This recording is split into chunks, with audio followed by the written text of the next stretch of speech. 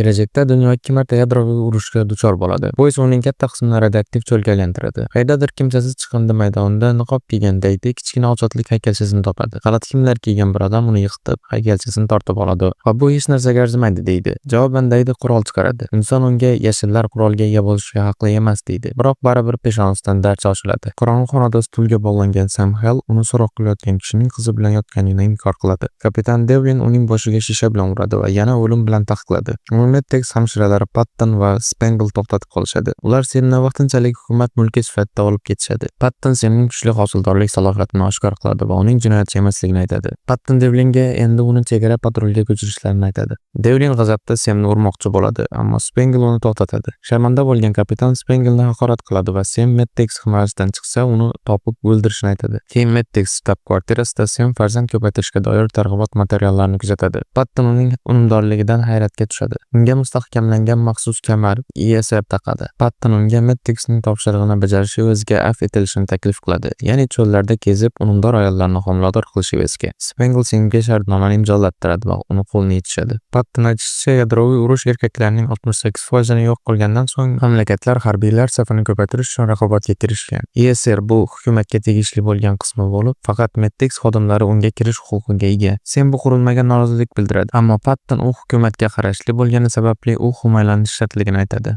Medtex missiya haqida oldindan yozib olingan videoga o'xshatma oladi. Mutant yashillar guruhi ularning mobil brigadasiga hujum qilib, 210 kishini o'ldirgan va bir necha kishini o'g'irlab ketgan. Hisobotda yashillarning noma'lum manbadan qurol olganliklari ham aytiladi. Ertasi kuni Spangle Semni ular bilan boradigan kapral Sentinella bilan tanishtiradi. Ular Medtexning pushti mashinasida yo'lga chiqishadi. Yo'lda Spangle Semning urush haqida beparvo munosabatdaligiga hayron qolib, uni so'roq qiladi. Sem bo'ynidagi marjonni ko'rsatib, u bu urush hayotdagi barcha narsani yo'q qilganini aytadi. Ular chegara postiga yetib borishadi va yangi qo'mondon Devlin tomonidan to'xtatiladi. Spangle ruxsatnomalarni topshiradi, ammo Devlin ularga qarshilik ko'rsatadi. Qisqa ziddiyatdan so'ng Devlin ularni o'tkazadi. Yo'lda Spangle ularga Frogtown deb nomlangan mutant koloniyasiga borishayotganini aytadi. U yerda Medtex uchun juda qimmatli bo'lgan ayollarni qutqarishgach, Sem ularni homilador qilish kerakligini aytadi. Keyinchalik yo'l bo'yida to'xtaganlarida Sem hojatga chiqqisi kelganini bahona qilib qochishga harakat qiladi. U uzoqqa bora olmaydi, chunki ESR kuchli signal chiqarib, unga kuchli og'riq beradi. Spangle uni quvib yetib, ESR xavfsizlik funksiyalari uni o'zlashtirish yoki qochishga to'sqinlik qilishini tushuntiradi. U missiya davomida ular bitta jamoa sifatida harakat qilishlarini aytadi. Kechqurun ular lagerga joylashadi.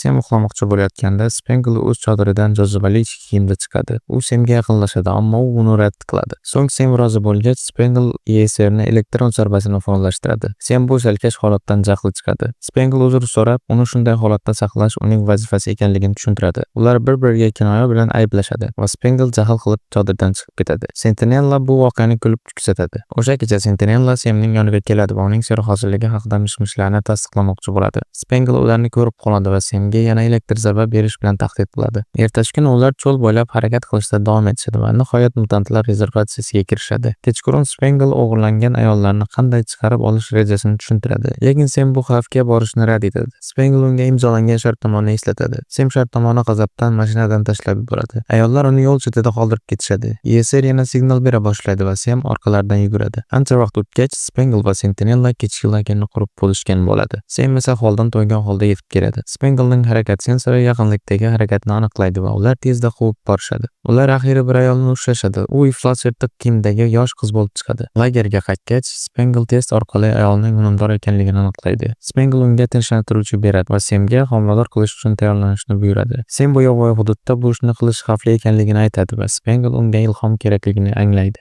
Spangle Semni ilhomlantirish uchun kiyimlarni yechishni boshlaydi. Ammo Sem odamni faqat buyruq bilan yaqinlik qilishga majburlash sirkanch ekanini aytadi. Spangle qo'ldan kelgancha harakat qiladi, lekin Semning hirsi uyg'onmaganligi uni tushkunlikka tushiradi. Spangle'ga achingan Sem unga kiyinishni aytadi va so'ng kelishilganidek u o'sha unumdor ayol bilan o'z vazifasini bajaradi. Shu paytda niqobli bir kishi uzoqdan ularni kuzatib turadi. Ertasi tong ayol Spangle'ga Frogtown tomon yo'l ko'rsatadi. U komandir Toti saroyidan qochgan va boshqa ayollar ham u yerda qolganini aytadi. Spangle unga janubga Medtex shtab-kvartirasiga yo'l olishni aytadi va u yerda unga yaxshi munosabatda bo'lishlarini va'da qiladi. Ayol Semni quchoqlab ketadi. Bu esa Spangleni bezovta qiladi. Uchalasi yo'lda davom etadi va Frogtownga yaqin joyda to'xtab, u yerda Spangle Semning asirasi ko'rinishida yo'l olishadi. Sem yo'lda Spanglening ko'z oynagini yechib tashlaydi. Ular Frogtownga yetib borib, bir barga kirishadi va qurbaqa ko'rinishidagi odamlarni ko'rishadi. Sem mittatib ko'radi va u jirkanch bo'lib chiqadi. U Lonni ismli tanishini uchratadi va Lonni ularni bu joyning egasi Leroy bilan tanishib olishga yordam berishni aytadi. Yo'lda raqqosa qurbaqa men seni sevaman deb ketadi va Spangle bu parol ekanini aytadi. Sem bunga ishonmaydi. Leroy bilan uchrashuv boshlanadi va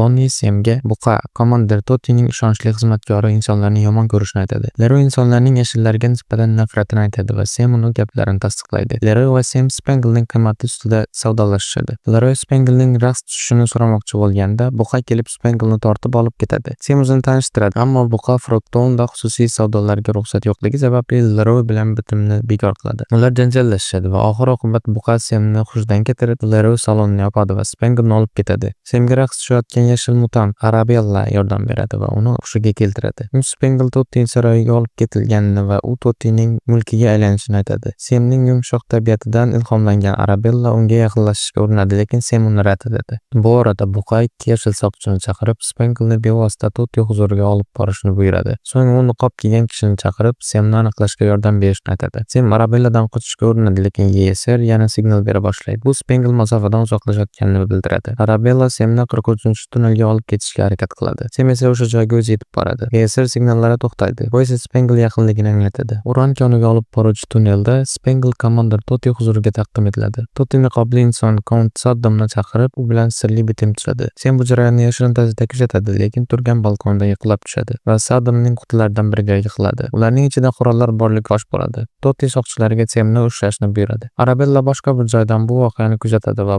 Lonniga duch keladi. Ikkovi vaziyatdan chiqish yo'lini izlashadi. Arabella Semni qutqarishni, Lonni esa Sentinellaga signal berishni o'z zimmasiga oladi. Bu nihoyat Yeserni kesib ochadi. Uning old qismini ushlab, Semni bu qurilmaning xavfsizlik mexanizmi haqida masxaralaydi. Sem esa portlovchi mexanizm yolg'on bo'lganini, Spangle uni aldaganini o'ylay boshlaydi. Shu zahoti uchgina buqaning yuziga portlab ketadi. Asirlar xonasida Spangle ayollarni qochishga ko'ndirishga urinadi. Biroq bir yashil soqchi uni olib ketish uchun kiradi. Lekin Spangle uni bir nechta kuchli zarbalar bilan yengadi. Ayollar bu jasoratdan hayratda qoladi, ammo baribir ikki soqchi kelib Spangleni olib ketadi. Arabella Semni topadi va bog'langan arqonlarni yechadi. Lekin ular qochishga ulgurmay buqa paydo bo'ladi. U katta burg'ulash uskunasi bilan Arabellani yaralaydi. G'azablangan Sem buqani o'sha burg'ulash uskunasi bilan o'ldiradi. Arabella ham jon beradi. Spangle nihoyat komandir Totti oldiga olib boriladi. Totti undan 3 ta ilon raqsini ijro etishni talab qiladi. Dastlab Spangle juda noqulay raqsga tushadi, lekin asta-sekin jozibador va nafis harakatlarga o'tadi. Totti esa hayratga tushadi. Saroy tashqarisida Lonni bir yashil mutantga duch keladi va uni raketa signali quroli bilan otib yuboradi. Signal osmonga o'qdek uchadi. Sentinella bu signaldan xabardor bo'lib, Medtex mashinasiga o'tiradi. Spangle Tottini hayajonlantirishga muvaffaq bo'ladi. Totti libosini ko'tarib, o'zining 3 ilonni ko'rsatadi va Spangleni chaqiradi. Spangle nafrat bilan Tottini 3 marta urib yuboradi. Soqchilar unga qurolni qaratadi, lekin bu payt Sem qo'lida miltiq bilan eshikni buzib kiradi. U soqchilarni yo'q qiladi. Totti esa sakrab qochishga muvaffaq bo'ladi. Ular asirlar xonasiga borishadi va u yerda bir nechta qurollangan yashil mutantni ko'rishadi. Spangle niqobli odam Count Saddamni eslaydi va bu mutantlarga qurol yetkazib bergan odam ekanini anglaydi. U Semning marjonini yana o'ynatib turganini ko'rib, bu haqida so'raydi. Sem bu marjon qiziga tegishli bo'lib, urush unga nimalar olib kelganini eslatishni aytadi. Spangle soqchilarni chalg'itish uchun tentak ayolni o'ynaydi va keyin ularni mohir zarbalar bilan yengadi. Sem esa unga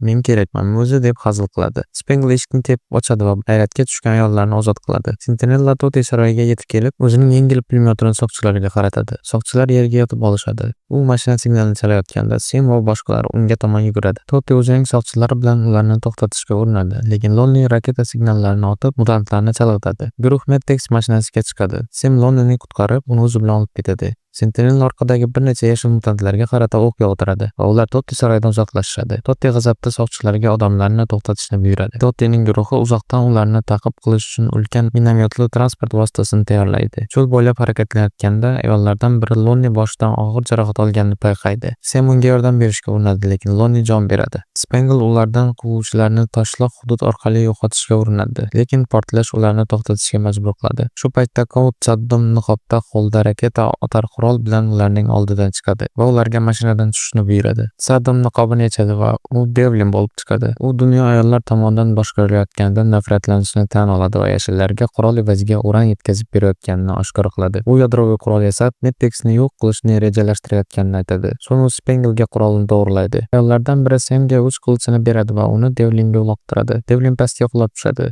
Sam pastga tushadi va Devlin qulagan joyda uning qilichi bilan qurolni topadi, ammo qon izlari uning tirikligini ko'rsatadi. Sam Spangle'ga qizlarni kutishini aytadi va Devlinni butunlay yo'q qilish uchun yo'lga chiqadi. Nihoyat u Devlinni o'ldirib, raketador qurolni oladi. Shu paytda tank snaryadi yonida portlaydi. Sam Spangleni eslab tog'dan pastga yuguradi. U Matrix mashinasini yonayotgan holda vayronaga aylanganini ko'radi. Atrofda hech kim yo'q. Toti o'z tank mashinasida keladi va mashinaning yonayotganini ko'rib, Sam va ayollar halok bo'lgan deb o'ylaydi. Sam yashiringan joydan chiqadi va Totiga raketa otar qurolni yo'naltiradi. Ammo qurol ishlamaydi. Sam Totiga qarata to'pponchasini bo'shatadi, ammo unga hech narsa bo'lmaydi. Sam qochadi va Totti uni quvib yetib qurolni tortib oladi. Sam ko'zga 2 barmoq zarbasi bilan Tottini chalg'itib uni yengadi. U Matrix mashinasi oldiga qaytadi va shu paytda Spangle paydo bo'ladi. Spangle Samni yeseri olib tashlanganini ko'radi. U Sam nega qochib ketmaganini so'raydi. Sam uni sog'inganini aytib kuladi. Ular bir-birlarining ixtirosi bilan o'pishadi. Ketishdan oldin Sam Sentinellaga o'zining marjonini beradi. Sam haydovchiga aylanadi. Spangle esa unga o'z vazifalarini bajargach, ta'tilga chiqishini aytadi. Spangle unga kulib ayollarga ishora qiladi va Matrix bilan tuzilgan kelishuvni eslatadi. Nihoyat Sam o'zini askar sifatida qabul qiladi va ular Tottining tank mashinasida yo'lga chiqishadi.